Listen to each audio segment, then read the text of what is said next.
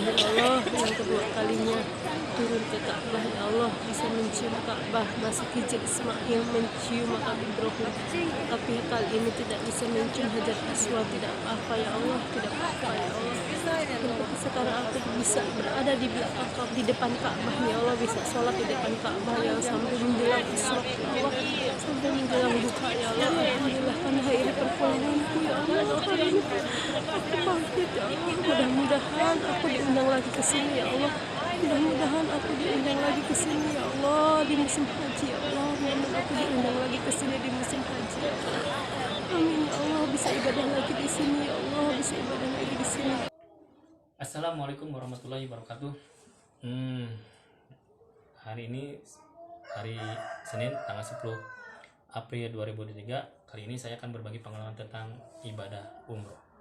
Mudah-mudahan teman yang di sini saya doakan semoga secepatnya bisa berangkat umroh atau haji, diberikan keselamatan, kelancaran, sehat serta panjang umur. Ya, saya doakan ya. Tapi jangan lupa subscribe dan ikuti saya terus, karena saya akan menyampaikan secara pengamatan saya ketika melaksanakan beribadah umroh. Karena kenapa?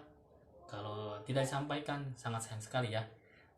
Semoga bermanfaat, karena ini menurut saya untuk menguatkan kita bahwa ibadah umroh itu adalah ibadah fisik yang benar-benar harus dengan fisik yang kuat dan prima. Untuk dari itu kita harus mempersiapkan segala penunjangnya, baik yang dibutuhkan seperti obat-obatan dan peralatan yang lainnya ya. Nah, yang pertama yang saya ingin sampaikan bahwa untuk melakukan ibadah umroh itu yang pertama adalah membawa obat-obatan. Jadi selain yang disampaikan dari setiap travel, tapi ini beda lagi ya, beda di luar travel, tapi yang di dalam travel harap disiapkan juga. Yang di luar travel yang tidak pernah disampaikan ya, yang saya ulangi lagi, ini adalah informasi yang di luar travel, informasi tambahan, karena siapa tahu travel teman-teman yang ikuti ya kan tidak menyampaikan apa yang saya sampaikan. Yang pertama, membawa obat-obatan pribadi. Jangan takut, jangan nanti disita, enggak. Saya membawa obat-obatan banyak, obat pilek, obat demam, obat lambung ya kan, obat diare. Yang ini obat diare yang paling banyak ya. Yang paling banyak saya bawa obat diare, karena kenapa di sana adalah makanannya serba pedas. Tapi jangan takut, untuk yang mempunyai sakit pencernaan jangan takut, nanti saya kasih solusinya di video berikutnya, makanya ikuti terus ya. Oke, nah yang paling penting yang ketika saya melaksanakan ibadah umroh itu adalah membawa peralatan tambahan, yaitu adalah ini.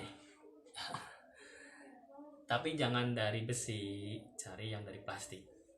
Waktu itu ini nggak bawa ya, tapi saya mengkonsepkan nanti suatu saat teman-teman di sini membawa ini dan membawa ini yang dari plastik ya, tempat makan. Nah, kenapa? Hari satu, hari kedua saya merasa kurang maksimal, artinya merasa kecapean ketika bolak-balik masjid hotel ya kan, itu yang saya rasakan. Dah saya mengamati di lokasi Masjid Nabawi ya bagaimana caranya saya seperti mereka. Oh, ternyata mereka itu membawa makanan. Nah, makanan itu dari mana? Mereka bawa masing-masing. Nah, kita dari mana? Waktu itu saya ketika ada makan siang, saya membawa porsi banyak.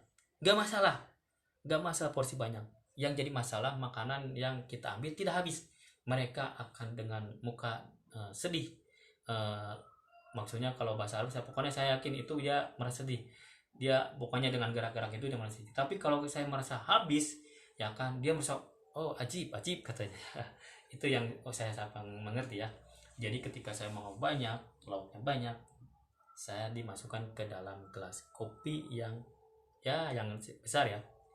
Terus saya bawa cari kantong plastik untuk dibawa ke tas. Nah, di tas pun yang dikasih di travel ada tas yang segede gini lah, seukuran tas selempang yang kecil. Harapan ya teman-teman bawa tas cadangan yang agak lebih besar.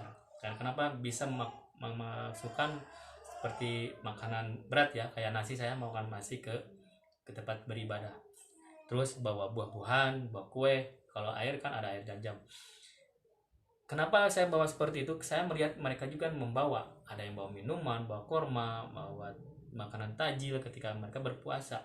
Dan saya pernah melakukan juga, tidak ada masalah. Nah, kenapa ketika pas masuk sholat zuhur lah, anggaplah zuhur, kita nggak pulang, nunggu asar.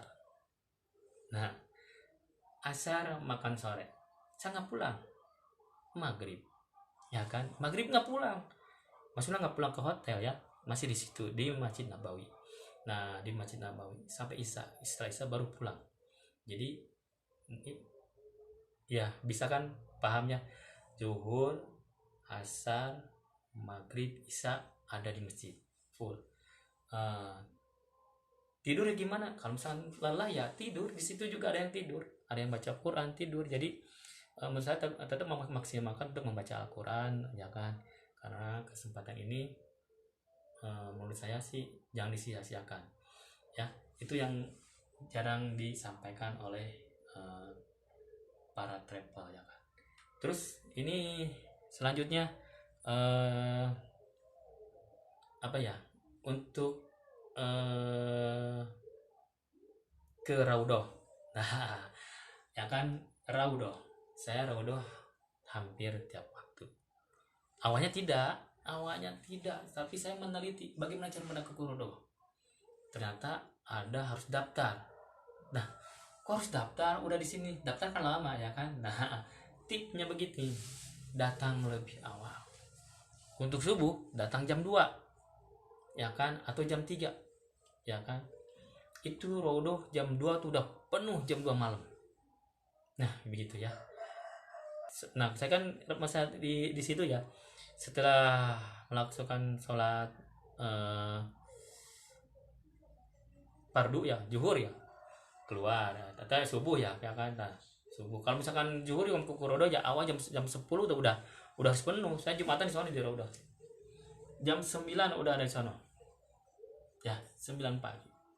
Jadi ketika beristirahat zuhur, ikuti keluar ya kan, istirahat, masuk lagi biar ke Raudhoh ya kan. Itu begitu penuh.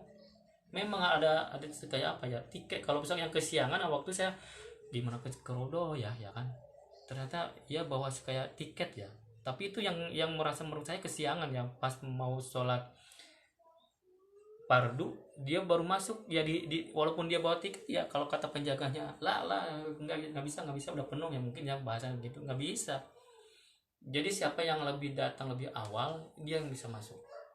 Itu tipsnya mau ke Raudhoh. Jadi Raudhoh tiap waktu bisa, menurut saya, karena pengalaman saya begitu. Sampai teman-teman saya, dari mana Kang Raudhoh? Bisa kok nggak pulang-pulang? Di mana dia? Bisa di mana? Makan ya kan, bawa makan ya kan.